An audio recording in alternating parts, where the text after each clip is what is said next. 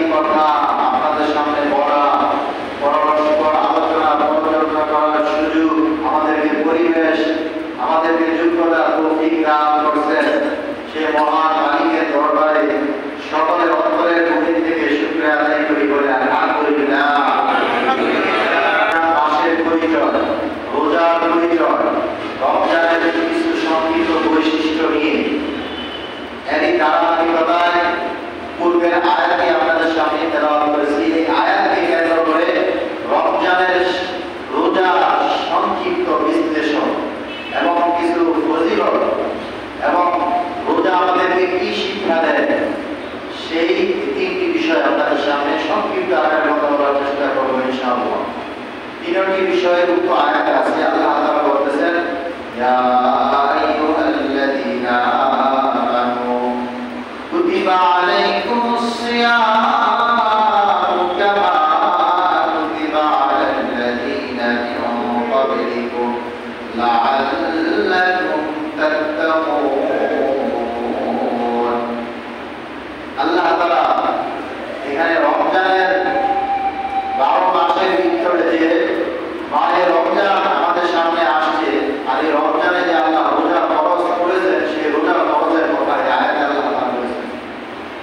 আয়াতের শেষ অংশে আল্লাহ তাআলা বলেছেন, লাআল্লাকুম তাত্তাকুন। রোজা তোমাদেরকে কি শিক্ষা দিবে, কি উপদেশ দিবে, তোমরা কি অর্জন করবে, কি গ্রহণ করবে, পাথর কি গ্রহণ করবে, সেই উপদেশ বাণী আল্লাহ তাআলা বলে দিয়েছেন। তোমরা মুত্তাকি হতে পারবে, তাকওয়াদার হবে। রোজা তোমাদেরকে এটা শিক্ষা দেয়। এটা আমার সর্বশেষ বিষয়। আগে আপনাদের সামনে রোজা কাকে বলে গত সপ্তাহে বলেছি, আবার পুনরায় বলতেছি। রোজা আল্লাহর সন্তুষ্টির জন্য সূরা সাদেক থেকে সূর্য অস্ত যাওয়া পর্যন্ত খাদ্য দ্রব্য, পানাহার, স্বামী স্ত্রী সংযুক্ত মিলন থেকে বিরত থাকা, নিয়ত সহকারে আল্লাহ সন্তুষ্টি অর্জনের উদ্দেশ্যে আল্লাহ বিধান পালন করে। এটা সংক্ষিপ্ত রোজার পরিচয়।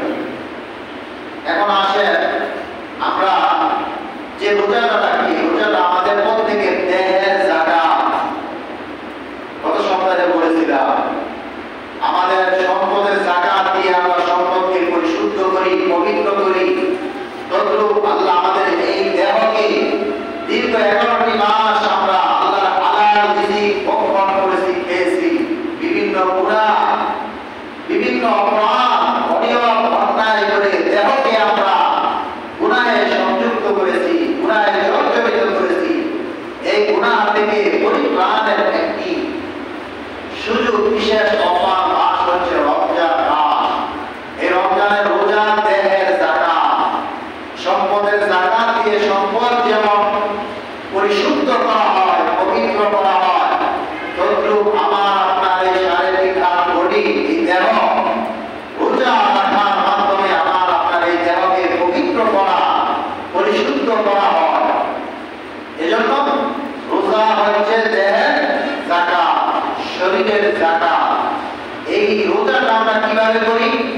রোজাটা বাহ্যিকভাবে আমরা সম্পাদন করি, পরিসমাপ্ত করি জবান দিয়ে। কিভাবে? আমরা শেষ রাত্রে সূর্য উদয় হওয়ার আগে, অর্থাৎ সাহারি খাওয়ার শেষ সময়ের আগ পর্যন্ত আমরা যে খাবার খাই, সাহারি খাই, এটা আল্লাহ নবীর আদর্শ, সুন্নাত। এটা ইবাদত। আমরা সাহারি খাবো সুন্নাত মনে করি, তাহলে আমাদের এই সাহারি খাওয়াটা আমাদের জন্য ইবাদত হবে। তাহলে আমরা জবান দিয়ে সাহারি খাই। কার আদেশ পালন করার জন্য? আল্লাহর আদেশ, রোজা পালন করার জন্য। আবার এই রোজাটা সন্ধ্যা রাতে ইফতারির মাধ্যমে আমরা এই রোজাটা পূর্ণ করি। এটা কি করি? ইফতারি কি দিয়ে খাই? জবান দিয়ে। তাহলে মূল কথা, ফলাফল হইল কি? আমরা জবান দিয়ে সাহারি খেয়ে আল্লাহর নিয়তের সাথে জবান দিয়ে সাহারি খেয়ে রোজা রেখে রোজা শেষ করি, ইফতার খেয়ে বাহ্যিকভাবে আমার আপনার রোজাটাকে সম্পূর্ণ করি, সম্পাদন করি জবান দিয়ে। আবার এই রোজাকে নষ্ট করি, এই রোজাকে ত্রুটিযুক্ত করি, দোষযুক্ত করি এই জবান দিয়ে। এটা কিভাবে? আল্লাহ তাআলা আমাদেরকে বিগত 11 মাস খাবার খাওয়া, হালাল খাবার গ্রহণ করা দিনের বেলা জায়েজ করেছিলেন। রমজানে আল্লাহ হালাল খাবারকে দিনের বেলা খেতে নিষেধ করেছেন, নিষিদ্ধ। এটা হচ্ছে রোজা। আর আমরা জবান দিয়ে রোজাকে কিভাবে ত্রুটিযুক্ত করি? জীবন শেখা, মিথ্যা, অন্যায়, অনিয়মের কথা বলে আমরা আমাদের এই রোজাকে ত্রুটিযুক্ত করি, নষ্ট করি, ক্ষতিগ্রস্ত করি। এটা কেমন দেখেন, কেমন মারাত্মক একটা অপরাধ। বিশেষ করে রমজান মাসে আমরা প্রায় সময় দেখি, বিশেষ করে রমজানে আসরের সময়, এই বিগত 1 সপ্তাহ হলো রমজান, আসর নামাজের সময় মসজিদে ঢুকলে নামাজের পূর্ব মুহূর্তে মনে হয় যে এটা একটা বাধা, এটা মানুষের বৈধুল্যের একটা আড্ডা খারাপ।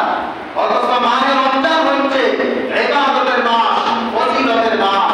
যত ইবাদত করব, যত নেক আমল করব, তত আমার জীবনকে পরিশুদ্ধ করতে পারবো, আমার জীবনকে আল্লাহর কাছে আল্লাহ সন্তুষ্ট ভালো বানাইতে পারবো। অথচ আমরা মসজিদে এসে অহেতুক যেখানে জিকির করার কথা, কোরআন তেলাওয়াতের কথা, ইবাদত বন্দেগী, নফল নামাজের মাধ্যমে সময় কাটানোর কথা, সেখানে আমরা মসজিদে পবিত্র জায়গায় এসে অহেতুক কথায় লিপ্ত হয়ে পড়ি।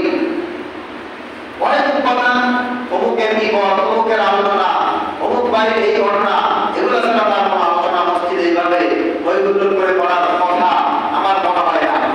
অথচ বিশ্বনবী সাল্লাল্লাহু আলাইহি ওয়াসাল্লাম একবার 2টি কবরের পাশ দিয়ে যাচ্ছিলেন। ওই কবর দুটো আল্লাহ নবী দেখতে পেলেন, এই কবর দুটার ভিতরে আযাব হইতেছে। আযাব উপস্থিত সাহাবীদেরকে বললেন, ও আমার সাহাবীরা, এই 2টি কবরে কবরবাসী যারা, এদের উপরে জাহান্নামের আগুন জ্বলতেছে ছোট্ট 2টি অপরাধের কারণে। যে অপরাধগুলো মানুষ অপরাধী মনে করে না, অন্যায় মনে করে না, সাধারণ জিনিস মনে করে তারা অপরিণায় গুনাহ করে এই অপরাধটা করে। সেটা কি? একটা হচ্ছে গীবত শিকায়াত।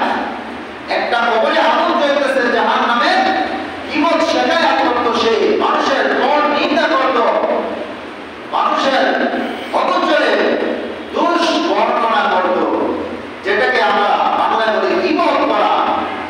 অথচ আমরা গীবতকে গীবাত মনে করি। গীবাত খাইতে যেমন মজা লাগে, পরচর্চা করতে আমাদের এমন জবানে মজা আসে। অথচ এটা হারাম নিষেধ। এটা শুধু রমজানের জন্য নিষেধ নয়, প্রত্যেকটা মানুষের সারা জীবনে গীবত শিকায়াত করা নিষেধ, ইসলামে নিষিদ্ধ। রমজানের বাহিরে হালাল খাওয়া, সেটা রমজানে আল্লাহ নিষেধ করলেন। আর যেটা রমজান ছাড়া, রমজান এবং রমজান ছাড়া সারা জীবনে যেটা নিষেধ করেছেন আল্লাহ তাআলা গীবত করা, সেই গীবতকে আমরা রমজানে আবার মজাদার বানিয়ে মসজিদে এসে গীবত শিকায়াত করতেছি। এর যে হতবাড়া, কপাল পোড়া আর কি হতে পারে? এজন্য বিশ্বনবী সাল্লাল্লাহু আলাইহি ওয়াসাল্লাম সাহাবীদেরকে সতর্ক করে বললেন, ও আমার সাহাবীরা, এখানে 2টি কবর দেখতেছ, উভয় কবরের সামান্য অপরাধের কারণে তারা নামাজ পড়তো, রোজা রাখতো, তারা ঈমানদার ছিল, কিন্তু সামান্য মামুলি 2টি অপরাধের কারণে তাদের কবরে জাহান্নামের আগুন জ্বলতেছে। প্রথম কবর কিনে সে দুনিয়ার ভিতরে গীবত শিকায়াত করতো, গীবত শিকায়াত কিছুই মনে করতো না, মানুষের দুশ্চর্চা নিয়ে বর্ণনা করতো, দুশ্চর্চা করতো। এজন্য আমাদের এই অপরাধ থেকে প্রত্যেকের বাঁচতে হবে। দ্বিতীয় কবরে আগুন জ্বলা, জাহান্নামের আগুন জ্বলার কারণ হলো সে দুনিয়ার জীবনে প্রস্রাবের ছিটা থেকে বেঁচে থাকতো না, অসতর্ক থাকতো, সতর্কতা অবলম্বন করতো না। আমরা জানি নামাজ পড়া, কোরআন তেলাওয়াত করা পবিত্রতা সহকারে করতে হয়। নামাজ শরীর পাক থাকতে হবে, সব আপনার দেহ পবিত্র করা ওযুর মাধ্যমে, এবং জামা কাপড় নামাজের ভিতরে এবং বাইরে 7 ফরজ। দীর্ঘ বলার সময় নয়, 7টি ফরজ হচ্ছে নামাজের। এর ভিতরে একটি ফরজ কি? শরীর পাক থাকা।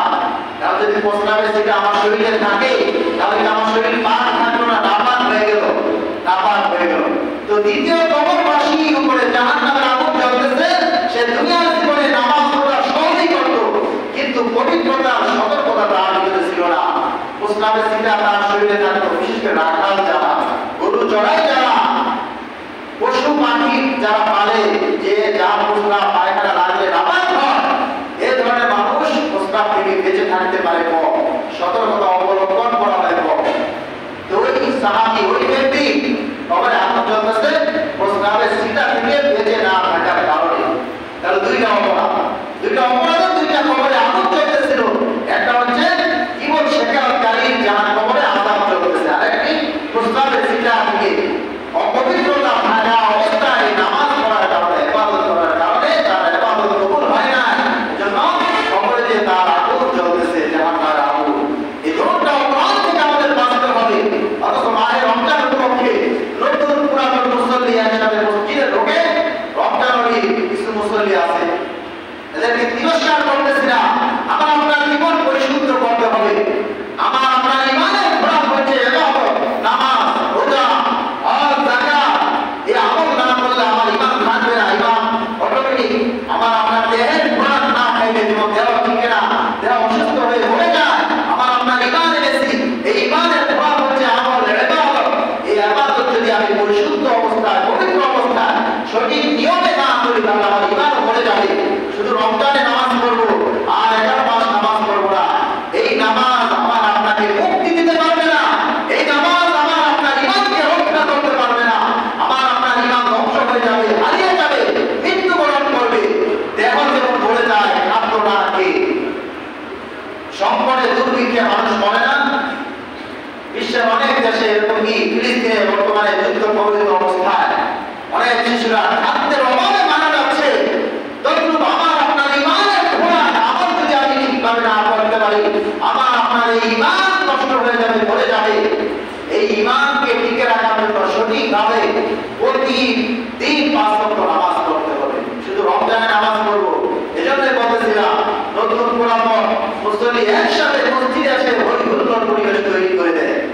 এটা লজ্জাজনক, এটা নিকৃষ্ট একটা কাজ। পবিত্র জায়গা মসজিদ, এখানে আমাদের ইবাদতের জন্য, আবার সম্মানিত মাস, বরকতের মাস, ফজিলতের মাস, ক্ষমা, আল্লাহ থেকে ক্ষমা লাভ করবে এই মাসে ইবাদত করে। আর এখানে আমরা মসজিদে এসে ইবাদতের জায়গায় কি করতেছি? কি করছে? গুনাহ, অন্যায়, অনিয়মের কথা, মিথ্যা বানোয়াট কথা বলতেছি। এজন্য আমার আপনার রোজা রাখি, জবান দিয়ে সেহরি খাই, ইফতার করি, এবং এই রোজাকে ত্রুটিযুক্ত করি, মিথ্যা বলে, জীবন শেখায়ত করে। এই সমস্ত কাজ থেকে আমাদেরকে বাঁচতে হবে। আমাদের রোজা সঠিকভাবে পালনের জন্য আমাদের এই মিথ্যা বলা, জীবন শেখার থেকে বাঁচতে হবে। হযরত ওমর রাদিয়াল্লাহু তাআলা আনহু দ্বিতীয় খলিফা, তিনি মাঝে মাঝে তার জিহ্বাকে টেনে ধরতেন আর বলতেন, এই জিহ্বার কারণে বহু মানুষ জাহান্নামী হবে। কত বড় ভয়ঙ্কর কথা! হযরত ওমর কেমন বাদশা ছিলেন, কেমন বাদশা ছিলেন তিনি! ইসলামের তৃতীয় খলিফা হযরত ওমর, তিনি তার জিহ্বাকে টেনে ধরতেন, এই জিহ্বার কারণে বহু মানুষ জাহান্নামে যাবে। এজন্য আমাদের এই জিহ্বাকে ব্যবহারের ক্ষেত্রে নিয়ন্ত্রণ রাখতে হবে, সংরক্ষণ রাখতে হবে। জবান দিয়ে, আমার আপনার এই জবান দিয়েছে আল্লাহ তাআলা তার গোলামি করার জন্য, কোরআন তেলাওয়াত করার জন্য, জিকির আজকার করার জন্য। আমাদের এই গানেই বেশি ব্যবহার করতে হবে। দুনিয়ার জীবনে চলার জন্য বাকি যতটুকু প্রয়োজন, সঠিকভাবে প্রয়োজন পূরণ করতে হবে। ব্যাটিং যাবে, অন্যায়ভাবে যদি আমার এই জবান ব্যবহার করি, এই জবানের জন্য কালকে আমাদের ময়দানে আল্লাহর কাছে আমার আপনার জবাবদিহি করতে হবে। এই হলো রোজা। যদি আমি আপনি রোজাকে তার পরিপূর্ণ হক দিয়ে সাহারি ইফতারির মাধ্যমে যে আমরা রোজাটা রাখি, এর মাঝে যত গুনাহ, অনিয়ম, অপরাধ, মিথ্যা, জীবন, এগুলা থেকে আমরা যদি নিজেকে বাঁচিয়ে রাখতে পারি, রোজার পরিপূর্ণ হক আদায় করে রোজা রাখতে পারি, তাহলে এই রোজা কি হবে?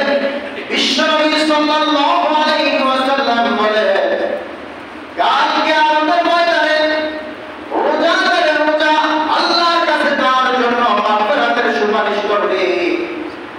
কালকে আমাদের ময়দানে দুটি এমন জিনিস আছে, যে দুটো জিনিস বান্দার জন্য আল্লাহর দরবারে সুপারিশ করবে, যে সুপারিশ কবুল করা হবে, গ্রহণ করা হবে।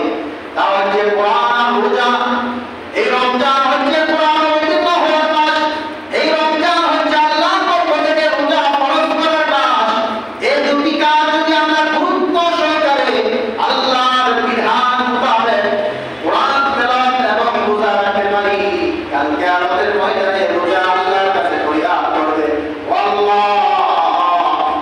এই বান্দাকে আমি তোমার হালাল খাদ্য হালাল রিজিক দিনের বেলা তোমার রোজা বিধান পালন করার জন্য আমি এই বান্দাকে সারাদিন তার সামনে মজার মজার খাবার ছিল, মজার মজার খাদ্য ছিল, হালাল রিজিক ছিল। তোমার বিশেষ সময় হওয়ার কারণে আমি রোজা তাকে দীর্ঘ সময় সারাদিন ক্ষুধা করে গেছি, অভুক্ত হয়ে গেছি। আজকে আমার ফরিয়াদ, আমার সুপারিশ তুমি কবুল করো। তোমার এই বান্দাকে তুমি মাফ করে দাও, জান্নাতে পর্যন্ত তাকে পৌঁছে দাও। এই রোজা যদি আমি রোজা হক আদায় করে রোজা রাখতে পারি, রোজা আমার জন্য সুপারিশ করবে। অপরদিকে কোরআন বলবে, আয় আল্লাহ, আমি দীর্ঘ রাত থেকে তারাবির মাধ্যমে কোরআন তেলাওয়াত করিয়ে ঘুম থেকে জাগর হয়ে গেছি। সুতরাং আজকে আমি কোরআন তোমার কাছে সুপারিশ করতেছি, আমি কোরআন তোমার কাছে সুপারিশ করতেছি। আমি তোমার শ্রেষ্ঠ কালামুল্লাহ, শ্রেষ্ঠ কোরআন, সে গ্রন্থে আমি সূরা তারাবি পাঠ করে দীর্ঘ সময়ে রাতে ঘুমানোর সময় দিনভর ক্ষুধার্ত থেকে শরীর ক্লান্ত অবস্থায় আমি তাকে তোমার ভয় দেখিয়ে তারাবির মাধ্যমে কোরআন তেলাওয়াত করিয়ে তাকে ঘুম থেকে বিরত রেখেছি। সুতরাং তুমি আজকে আমার দোয়া, আমার সুপারিশ কবুল করো। তোমার এই বান্দাকে জান্নাত পর্যন্ত পৌঁছে দাও। এই সুপারিশ আমরা চাই কি চাই না? কোরআনের সুপারিশ, রোজার সুপারিশ যদি আমার আপনার জীবনে আসে, আর বাকি রইল কি? আল্লাহ তাআলা বলেন, রোজা হচ্ছে, হাদিসে কুদসিতে আছে, আল্লাহ নবী সাল্লাল্লাহু আলাইহি ওয়াসাল্লাম বলেন, আস-সাওমু লি ওয়া আনা আজজি বিহি। আল্লাহ নিজে বলতেছেন, রোজা হচ্ছে আমার জন্য, আস-সাওমু লি, রোজা হচ্ছে আমার জন্য, ওয়া আনা আজজি বিহি, আর রোজার প্রতিদান আমি নিজে দিব। আল্লাহ কেমন বড়, আল্লাহ কেমন বড়, আল্লাহর ফজিলত, আল্লাহর পুরস্কার, প্রতিদান কি তেমন বড়। আমরা ইবাদত করি, সকল ইবাদতের ফজিলত আল্লাহ দেন। বেশিরভাগ ইবাদতের ফজিলত আল্লাহ ফেরেশতাদের মাধ্যমে লিপিবদ্ধ করে রাখেন। আল্লাহ রোজার ক্ষেত্রে আল্লাহ নিজে বলতেছেন, রোজা আমার জন্য, আর এই রোজার পুরস্কার আমি নিজে দিব। এখন আসে একটা নীতিমালা, আমরা আমাদের জীবনে যত আমল করি, যত ইবাদত করি, নামাজ, রোজা, হজ, যাকাত, সব ইবাদতের ভিতরে রোজা ছাড়া সকল ইবাদতের ভিতরে দুইটি দিক আছে। একটা হচ্ছে মানুষকে দেখানোর সুযোগ থাকে, আরেকটা হচ্ছে এই আমলটাই শুধু আল্লাহর জন্য দৌড়টা হওয়ার সুযোগ থাকে। যেমন আমি এখানে নামাজ পড়তে আসছি, আমি এখানে নামাজ পড়তে আসছি, আমি ইচ্ছা করলে লোক দেখানোর উদ্দেশ্য হতে পারে যে আমার নতুন বিবাহ শাদী করছি, যাদের বিবাহ করছি এরা ধার্মিক নামাজি, এদেরকে আমার দেখাইতে হবে। তাহলে আপনার নামাজ হয় না, মানুষ দেখানোর জন্য হয়েছে, শিরকের পর্যায়ে চলে গেছে। এরপরে যাকাত দিছে, নতুন আত্মীয় স্বজন হয়েছে, যাকাত না দিলে বলবে কি? এটা লোক দেখানোর জন্য হয়েছে। হজ করতে গেছে, মানুষ আপনাকে হজ করবে, এটা লোক দেখানোর জন্য হয়েছে। শিরকের পর্যায়ে লোক দেখানোর জন্য কোনো ইবাদত আল্লাহর কাছে গ্রহণযোগ্য নয়। এটা হলো একটা দিক। আর যদি আমি খালেস নিয়তে আমার উপরে যাকাত ফরজ হয়েছে, এর কি বলবো না বলবো এটা আমি দেখবো না। আমি আল্লাহর বিধান পালন করব, যাকাত দিব। আমার উপরে হজ ফরজ হয়েছে, আমি আল্লাহর সন্তুষ্টির জন্য, আল্লাহর বিধান পালনের জন্য আমার উপরে একটা দায়িত্ব, কর্তব্য, আমি এটা পালন করব। আমি নিজে পরকালে মুক্তির জন্য, জান্নাত লাভের জন্য। এটা খাঁটি নিয়তে, খালেস নিয়তে, ইখলাসের সাথে হয়েছে। তাহলে কি হলো? নামাজে, হজে, যাকাতে লোক দেখানোর জন্য হওয়ার সুযোগ থাকে, আবার সহিহ নিয়ত একমাত্র আল্লাহকে দেখানোর জন্য কি সুযোগ থাকে। দুইটা সুযোগ এখানে আছে। কিন্তু রোজা এমন একটা ইবাদত, এই রোজা মানুষকে দেখানোর কোনো সুযোগ নাই। এখন রমজান মাস, আমরা সবাই রোজা রাখছি, এমন হতে পারে কেউ কেউ এখানে রোজা নাও রাখতে পারে, আল্লাহ মাফ করুন। আমরা কেউ বাহ্যিকভাবে দেখে বলতে পারবো না, পারবো? সে জবাব দিয়ে যদি বলে আমি রোজা রাখি নাই, তাইলে আমরা জানতে পারবো সে রোজা রাখে নাই।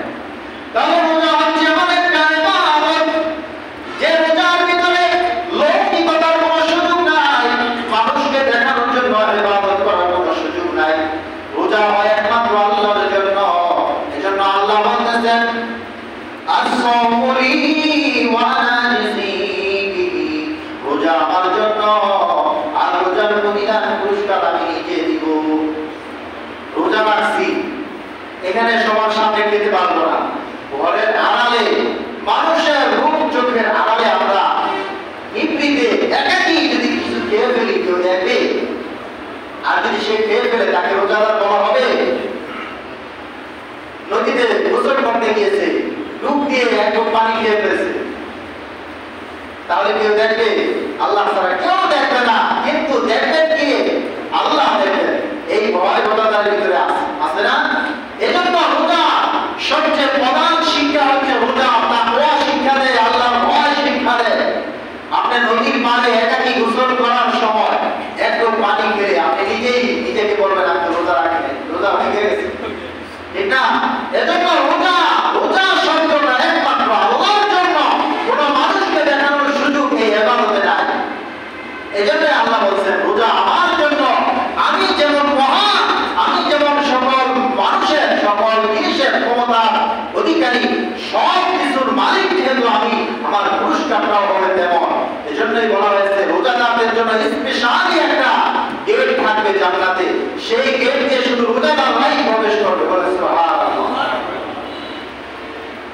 রোজা এমন ইবাদত, হাদিসে আসছে তিন ব্যক্তির দোয়া কবুল হয়। এক ব্যক্তি হচ্ছে রোজাদার দোয়া করতে দেরি, আল্লাহ কবুল করতে দেরি করেন না, তবে রোজা তার পরিপূর্ণ হক আদায় করে রোজা রাখতে হবে। আমরা তো রোজা রাখি জবান দিয়ে, আবার এই জবান দিয়ে রোজা ভেঙে ফেলি, খেয়ে ফেলি, রোজাকে নষ্ট করে দেই, কি বর্ষাকা কি খাবে, এই রোজাকে আমরা ক্ষতিযুক্ত করি। রোজার হক আদায় করে যদি আমরা আল্লাহর কাছে দোয়া করতে পারি, আল্লাহ আমাদের দোয়া ফিরিয়ে দিবেন না। নবীজি বলেছেন, বিশ্ব নবী, তিন ব্যক্তির দোয়া কবুল হয়।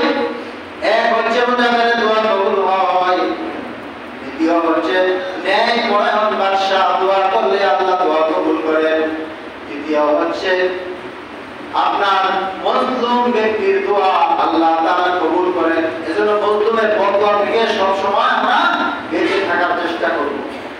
তাহলে রোজা আমাদেরকে লৌকিকতা মুক্ত মানুষ দেখানোর কোনো সুযোগ রোজায় নাই। তাহলে রোজা আমাদেরকে কি শিক্ষা দিতেছে? তাকওয়া শিক্ষা দিতেছে। সে কথাটাই আয়াত আল্লাহ তাআলা বলছেন, ইয়া আইয়ুহাল্লাযীনা আমানু কুতিবা আলাইকুমুস সিয়ামু কামা কুতিবা আলাল্লাযীনা মিন ক্বাবলিকুম লাআল্লাকুম তাত্তাকুন। হে ঈমানদাররা, আমি তোমাদের উপরে রোজা ফরজ করেছি। রোজা শুধু তোমাদের জন্যই ফরজ নয়, অতীতে পৃথিবীতে যত মানুষ আসছে সব জাতির উপর কোনো না কোনোভাবে আল্লাহ তাআলা রোজা ফরজ করেছিলেন। সুতরাং এই ধারাবাহিকতায় তোমাদেরকে আল্লাহ তাআলা একটি মাস রোজা ফরজ করেছেন। কেন করেছেন? আল্লাহ বলতেছেন, লাআল্লাকুম তাত্তাকুন, যাতে তোমরা মুত্তাকি হতে পারো, তাকওয়া রাখতে পারো, আল্লাহকে ভয় করতে পারো। আল্লাহকে ভয় করতে, ভয় তাকওয়া এটা আরবি শব্দ। সূরা বাকারার শুরুতে আল্লাহ তাআলা মুত্তাকিদের পরিচয় তুলে ধরেছেন 5টি। হুদাল লিল মুত্তাকিন, তাকওয়া থেকে মুত্তাকিন হয়েছে। তাকওয়া কাকে বলে?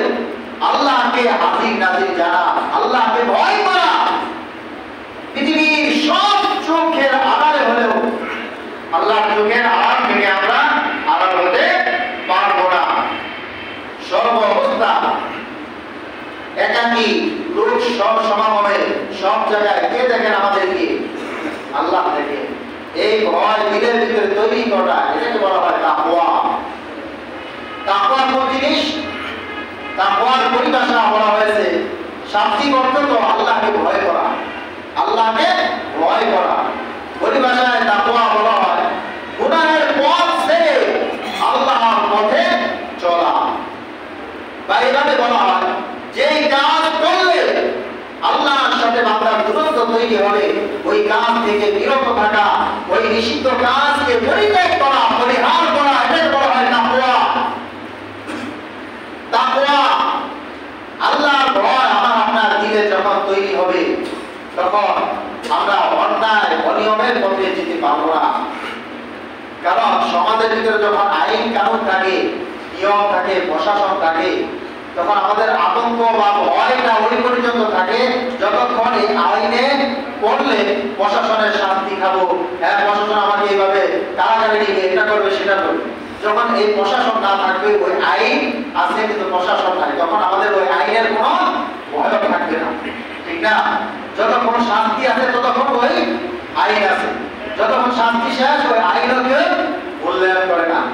তো আল্লাহ তাআলা আমাদের সর্ব অবস্থায় দেখেন, সর্ব মুহূর্তে আমার আপনার জীবনের প্রতিটা ইঞ্চি ইঞ্চি অংশ আল্লাহ তাআলা পর্যবেক্ষণ করেন তার কুদরতি নিজামে। তাহলে আমি আপনি যখন এই দিনের ভিতরে এই ভয় তৈরি করতে পারবো, আমার সব কিছু একজন দেখে তার চোখকে ফাঁকি দেওয়া যাবে না, তাহলে আমার জীবনের কোনো আল্লাহর বিরোধিতা, আল্লাহর নাফরমানি করা যাবে না। সে সৎ হয়ে চলবে, নেক হয়ে চলবে, ঈমানের পথে চলবে, আমলের পথে চলবে।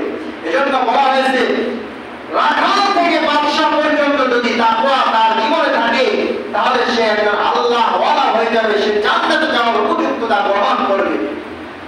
এজন্য তাকওয়ার ভিত্তিতে ব্যক্তি পরিচালিত হওয়া, তাকওয়ার ভিত্তিতে সমাজ পরিচালিত হওয়া, তাকওয়ার ভিত্তিতে রাষ্ট্র পরিচালিত হওয়া, তাহলে ওই রাষ্ট্রে, ওই ব্যক্তিতে, ওই সমাজে চুরি থাকবে না, অনিয়ম থাকবে না, দুর্নীতি থাকবে না, কোন নাফরমানি থাকবে না। এজন্য আমাদের তাকওয়ার জীবন গঠন করতে হবে। আল্লাহ তাআলা বলতেছেন সূরা হুজুরাতের ভিতরে, ইয়া আইয়ুহান নাসু ইন্না খালাকনাকুম মিন যাকারিন ওয়া উনসা ওয়া জাআলনাকুম শুউবান ওয়া ক্বাবাইলা লিতাআরাফু ইন্না আক্রামাকুম ইনদাল্লাহি আতকাকুম ইন্নাল্লাহা আলীমুন খাবীর।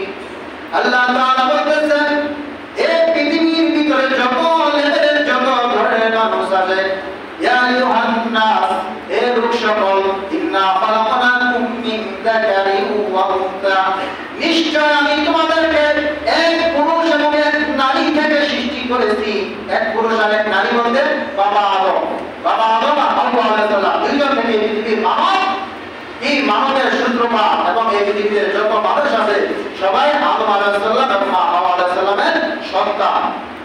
আল্লাহ সেই কথা কোরআনে বলতেছেন, হে লোক সকল, ইন্না খালাকনাকুম মিন যাকারিন ওয়া উনসা ওয়া জাআলনাকুম শুউবান ওয়া ক্বাবাইলা লিতাআরাফু, সমস্ত মানুষকে আমি এক পুরুষ এবং এক নারী থেকে সৃষ্টি করেছি, এবং শুউবান ওয়া ক্বাবাইলা লিতাআরাফু, বিভিন্ন গোত্রে, বিভিন্ন বংশে, বিভিন্ন জাতে বিভক্ত করেছি, একে অপরের সাথে সম্পর্ক, পরিচয়, আত্মীয়তা, বিভিন্ন ভাবে পরিস্থিতিতে থাকার জন্য, একে অপরকে চিনার জন্য।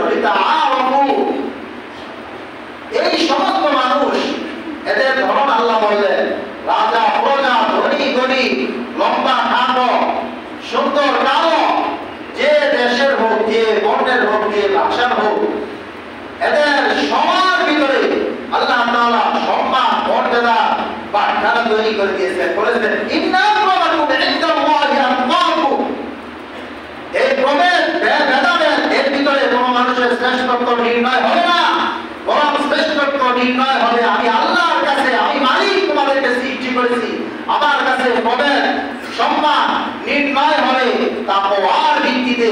ইন্না আক্রামাকুম ইনদাল্লাহি আতকাকুম, তোমাদের ভিতরে সবচেয়ে যে মুত্তাকি, সবচেয়ে যে আল্লাহকে ভয় করে, সে হচ্ছে আল্লাহর কাছে সবচেয়ে সম্মানিত।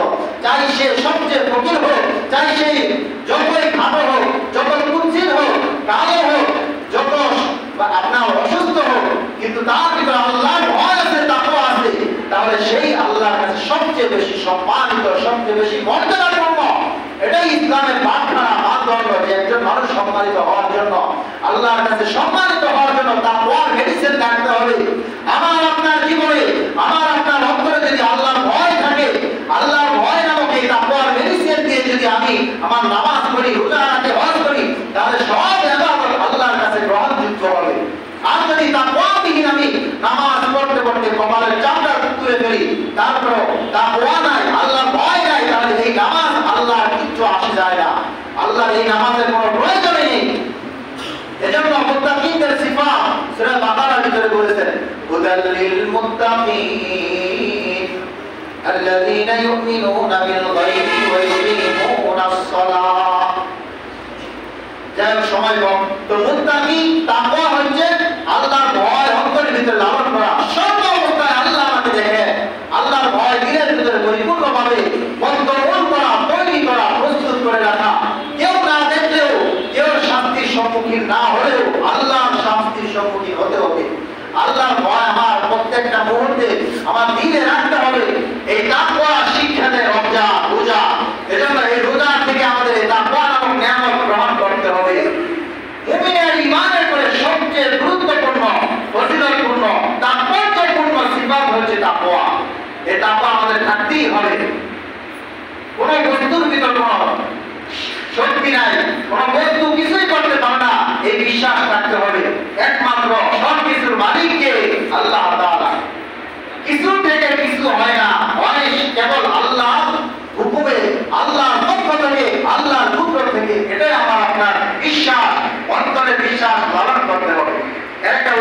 দেখেন আমরা সবাই সামাজিক জীব, পরিবারগত জীব, পরিবার নিয়ে থাকি, সমাজ নিয়ে থাকি। আমরা সবাই খাবারের মুখতার, খাদ্য আহারের মুখতার, খাবার খাই। প্রত্যেকের পরিবারে সবাই সবাই মিলে দিত রান্না করে না, রান্না করে একজন, হয়তো বউ কিংবা শাশুড়ি বা ঘরে যাওয়া আছে তারা। রান্না একই ব্যক্তির রান্না খেয়ে যে শিশু সে খাবার খাচ্ছে আর তার শরীরে আবার সুঠাম দেহের অধিকারী হচ্ছে, তরুণতাজা হচ্ছে, শক্তিশালী হচ্ছে। আর একই খাদ্য বৃদ্ধ গুরু খেয়ে তার আরো পার্থক্য আসতেছে, তার শরীর আরো দুর্বল হতেছে। কি বলে এটা আমরা লক্ষ্য করি না, বুঝি না? তার মানে তাকওয়া হচ্ছে এমন একটা জিনিস, আল্লাহর ভয়, আল্লাহর যত সিফাত আছে, কুদরতের সিফাত, আল্লাহ তাআলা সম্মান, ইজ্জত, আল্লাহ তাআলা খালেক, সৃষ্টিকর্তা, আল্লাহ তাআলা রিজিকদাতা, আয়াতের মালিক, কওমের মালিক, সকল সিফাত অন্তরের ভিতরে বিশ্বাসের সাথে ধারণ করা এবং আল্লাহর ভয়ের প্রতি মুহূর্তে রাখা, এটা হচ্ছে তাকওয়া। আর এই তাকওয়া আমাদেরকে রমজান আসছে শিক্ষা দেওয়ার জন্য। এই তাকওয়া একজন মুমিন সারা জীবনে এই তাকওয়া সফল নিয়ে তার জীবনকে পরিচালনা করবে, সামনের জীবন চালাবে। যদি এই তাকওয়া নিয়ে প্রত্যেকটা মানুষ জীবন কাটায়, তাহলে সমাজ হবে শান্তির সমাজ, পরিবার হবে শান্তির পরিবার, রাষ্ট্র হবে শান্তির রাষ্ট্র। আল্লাহ তাআলা আমাদের প্রত্যেককে এই মহিমান্বিত মাসে